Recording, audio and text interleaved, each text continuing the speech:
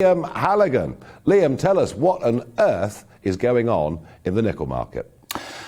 Well, had you been at the London Metals Exchange today, Nigel, I venture to say it would have been a day for one of those long Farage lunches because trading was suspended, at least in the market for nickel. I think we can take a look at the graph of the nickel price. This is what's been happening recently. It's gone up from $20,000 a tonne to $100,000 a tonne. Why is that? Because Russia, of course, is one of the major exporters of nickel, and all 6 of the biggest freight shipping lines in the world, including one that's Chinese, have stopped exporting from Russia and Ukraine, either because they're sanctioning Russia or Ukraine or because of safety concerns, given that many of those ports are mired in conflict. Why should we care if the nickel price goes up? Well, as you know well, Nigel, you use nickel when you make stainless steel. You use nickel when you make turbines. You use nickel when you build plumbing components.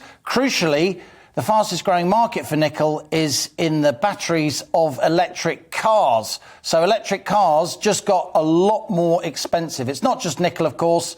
It's titanium, palladium, aluminium, all kinds of industrial metals which were once your bread and butter, Nigel. You know, many of them are derived from Russia. That shipping ban means they're not getting to global markets, hence big price spikes. Yeah, and also, perhaps closer to home, other than those wanting to buy an electric car in the next couple of years, is, of course, energy bills. You know, we're talking about bills going up to £2,000 per household, but actually, looking at today's spot prices for gas, seemed to me, Liam, in a year's time, if nothing changes, it could be nearer £4,000 per household.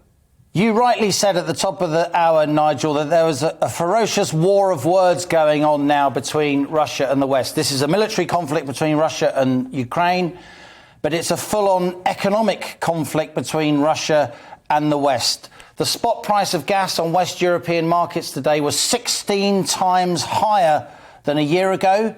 Oil touched $138 a barrel yesterday, and it wasn't far off today. Why is that happening? It's not just because Russia produces about 10% of the world's oil. It's not just because Russia produces about 40% of Western Europe's natural gas. And by the way, just because we use less Russian gas, we still buy gas on global markets, so we're not insulated.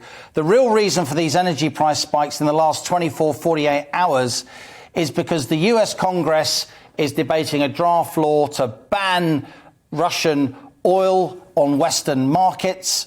The UK and the EU may follow, at least to some degree. As you say, Kwasi Kwarteng gave a rather measured statement today. But the Russians themselves now are talking about not allowing their oil and gas to go to the West. Nigel, even during the days of the Soviet Union, at the height of the Cold War, when we were lads, the Soviet Union kept pumping gas to the West. But even that now is in doubt. This economic conflict just got a lot worse.